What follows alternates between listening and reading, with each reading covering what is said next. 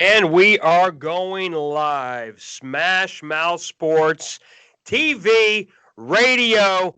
Tweet me live. I am your host, as always, Preston Bailey, ready to rock and roll. If you clicked on this link, like and subscribe before we get into it. And I appreciate you clicking on this link because it takes some stones to click on this. I'm not going to say balls. I'm not going to say it takes big brass balls to click on that link because I don't want to upset YouTube already more than I already have. How about that? That's a mouthful. So, yeah, we're talking about the Washington Redskins, also known as the Washington football team, against the Steelers. And yes, in case you're wondering, the Redskins scalped, beat down the 11-0 Pittsburgh Steelers, Cam. I see you giggling. Let's get you in here, Cam. What do you think of that intro? You happy with that? That's who you always are. Yeah. There it is. There it is. Yeah, that's right. The gloves are off. You know, as Tony Robbins says, if you want to take over the damn island, burn your freaking boats. And we're burning the boats. And you know who else should be burning their boats and burning their team? The Pittsburgh Steelers. I'm coming in hot and ready to go because let me tell you something. I've been hearing all year long, Coach of the Year, Mike Tomlin, let's give him the crown. I've been hearing all year long, the Pittsburgh Steelers, the best defense. I've been hearing all year long, all these great receivers, all these accolades. Let me tell you what the Pittsburgh Steelers are. You ready? You sitting down? Let's hear it. They're paper champions. They're paper champions. Okay? Here we go. Right here. Right here. Paper champions. That's what the Steelers are. They're burning garbage. They're burning trash. They're paper champions. I was not impressed at all. And you're like, Preston, why are you so angry? Number one, I'm angry because I had about umpteen Steelers that all let me down. Big Ben, Chase Claypool, and that supposedly number one ranked Pittsburgh Steelers defense that played like garbage. Alex Smith, with a mangled leg, with a broken leg, was carrying his dilapidated leg out there, and the paper cuts, 1,000 paper cut Alex Smith beat that vaunted Pittsburgh Steelers defense with T.J. Watt and company and all the young fellows. Cam, tell me your thoughts on that. No, it's true. I mean, absolutely. I mean, the Pittsburgh Steelers are a fraud team. And I know that's an odd thing to say about a team that is 11-1, but they are. It's just they are a lot like the Cam Newton 2015 Carolina Panthers. They're running roughshod over an easy schedule and taking advantage of it. And when they get pushed around, they fold. And I saw Cowherd today, and Cowherd was right. They're like that Carolina Panthers team. This is going to hurt your feelings as well, but this is Smash Mouth Sports. And Smash Mouth Sports doesn't give a damn about your feelings. All they care about is facts. Facts is what matter, not your feelings. So F your feelings. We care about facts. So if you're not buckled up, put your chin strap on and get buckled up because here we go. Okay? Let me tell you what this game plan reminded me of. This game plan has also got me triggered because it reminds me of a crappy Buccaneers game plan. Why? The great Pittsburgh Steelers also have an old Super Bowl champion quarterback. Okay? Big Ben. Big Ben is great, just like Tom Brady's great. But you know what you don't do? You don't run the ball 14 times for 21 yards. That's pathetic. Okay? Not even 2 yards a carry. That's pathetic. I'm not worried about the 2 yards per carry, less than 2 yards. I'm not worried about that at all. What bothers me is the 14 runs. And here's where we're going to get into the game. You ready? I'm looking at the box score right now. You got a 38-year-old Big Ben who's been great. This year he's been great. No doubt about it. Couldn't play much better. However, they threw 53 times. You can't honestly tell me going into this game plan, you were up 14-0 in this game. Okay, we're going to get to how that half ended in a minute. They were up 14-0. Okay? They did not try to establish the run at any point in the game. I understand James Conner, their bell cow, was out with COVID. He's had COVID problems, injury problems. But you know what else they should have done? They traded for Minkah Fitzpatrick for a first-round draft pick last year, which in hindsight, it was a great move. You know what else they could have done? They could have traded a second or third-round draft pick and gotten any running back in the league of standard. Why didn't they go after Leonard Fournette? You're telling me this team right now, the Pittsburgh Steelers, would not benefit from a 6'1", 240-pound bruising back? And Leonard Fournette would 100% be their bell cow. And he could run, he could block. He is a Pittsburgh running back. When I think of Pittsburgh running backs, I think of Leonard Fournette. I thought it was a horrible game plan. They were up 14-0. The way that half ended was a debacle. The smartest person in that game wasn't the coaches, wasn't Big Ben. It was Alex Smith with his dilapidated leg dragging that off. He carried that ball intelligently with him off the sideline, and the refs panicked. What they should have done, the clock should have ended. They should not have given them an extra 8 seconds. Cam, tell me your thoughts on that. No, I agree. Absolutely. Alex Smith conned them. I mean, absolutely. And it was a brilliant move. You know, you say his mangled leg. Which one? He's at the one that he almost lost, and then he's at the one that he was cleated with yesterday that was bleeding. So it both were in a bad shape. But no, Alex Smith has always been a smart player. And I think that he knew exactly what he was doing, and he got those 8 seconds. Yeah, he got those 8 seconds. And by the way, the other thing that's got me fired up, for some insane reason, we played in fantasy, and you started J.D. McKissick. Nobody even knows who this guy is. I'd love to think that you knew that their bell cow running back, Gibson, would get injured in the first 2 minutes of that game, who had 35 fantasy points last week. And then you knew that Peyton Barber, they weren't going to go to him at all as far as catching-wise, and that J.D. would catch 10 passes, which in a PPR league is like gold, to catch 10 dump screen passes, Cam. What was your thought process on that? I'd love to hear it. I just needed a running back, and he was the one that was there. And he was the one.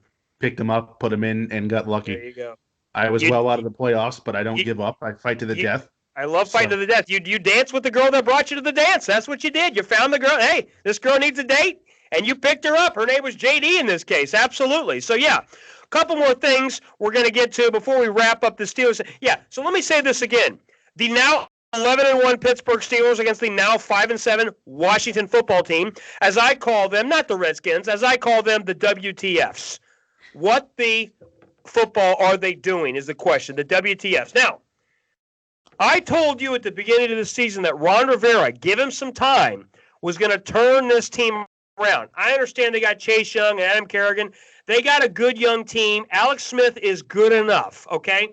What you want in this league, when you are a rebuilding team like the Washington football team, like the Bengals, like the Browns were, load up your team and get a middle-of-the-road guy, Case Keenum, Alex Smith, a middle-of-the-road guy, get your team to 8 or 9 wins, then you worry about going for the home run swing. Also a guy that I have on my fantasy team, I had him on the bench, who had a great game as well, Logan Thomas, the tight end for Washington, 9 catches for 98 yards and a touchdown. Unbelievable. Last thing I want to get to before we wrap this up here. I understand the Steelers have one of the most underrated receiving corps in the league with Washington, with Deontay Johnson.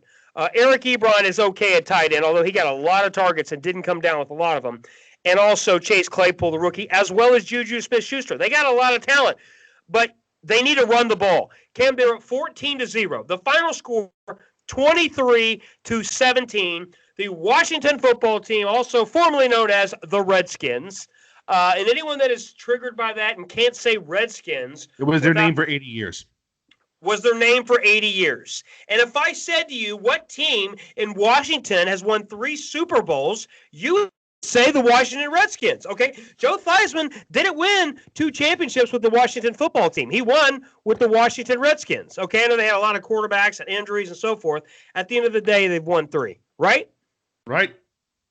And also at the end of the day, Ben Roethlisberger was 33 for 53, threw for 305 yards, 2 TDs, 1 interception. Now, he had no sacks, and he had 5.8 yards per attempt, which the attempts are terrible. As far as 5.8 yards per attempt is putrid. You might as well run the ball for 4.5 yards if you're getting 5.5 yards per clip. That's what they did not do. They were 14-0. Take away the 14-3, which Alex Smith, I would argue, single-handedly got them into that game. They had no momentum going into that game. It should have been 14-0. The refs blew that, and I'm not blaming the refs. I'm not letting the Steelers off the hook because the Steelers blew that game. The refs also did a horrible job of finishing that game. But the Steelers came out in the second half. They passed 6 times in a row their first drive. 6 times in a row they did not. You done chewing your face there, Cam? You want to get in here? Yeah, let's remember you're on camera. I didn't know if you were going to go full-fledged into the nose there. I was a little startled there. You're scaring the people. So go ahead and say what you're going to say before we wrap this up. No, I mean, Mike Tomlin got pass happy. Absolutely. I mean, when you're up that score, you take care of the ball and you manage the clock. Absolutely. What is hard when you're up 14 is, I'm not saying go into turtle mode. I'm not saying go into run, punt mode. However, they could not have managed this game any worse if they tried. Right. The final score was 23-17. They had a 14-0 lead. What did they do in the second half? 3 points. You know what they did in the second half? They got 3 points. Incomplete punt. That was their game plan in the second half. Here is what people are missing, okay? And I'm going to keep harping on this. I understand the era we're in. I understand coaches are getting dumber and dumber as a whole, and they're getting dumber and dumber because they're going away from what they've done since the beginning of time in football. In football, since the beginning of time, you run the ball, you play discipline, you play smart, you play good defense, you manage the game, you win 20-17. That's what they've done since the beginning of time. But you coaches don't risk are getting it for the biscuit. Don't risk it for the biscuit. Coaches are getting ridiculous. They're getting dumber and dumber and dumber. So the Steelers are paper champions. They're 11-1. What is their signature win? Okay, they beat the Ravens twice. The first game they got lucky. They got an interception touchdown the first play of the game. They got steamrolled the rest of the way. Okay, that's basically what happened. The last time they Lamar Jackson. And then last game they barely beat RG3, which is putrid, right? No, right, absolutely. I would not be surprised if they lose their first playoff game. Yeah, regardless of who they play. I'm not impressed with the Steelers. The Steelers, they have a great defense. They have a great passing game. They've got a great quarterback. They've got great receivers. They do not run the ball, and they cannot run the ball. I'm fine with a team that runs the ball 25 times for 72 yards. I can live with that. I can live with 2.5, 3 yards per carry. It's the attempts.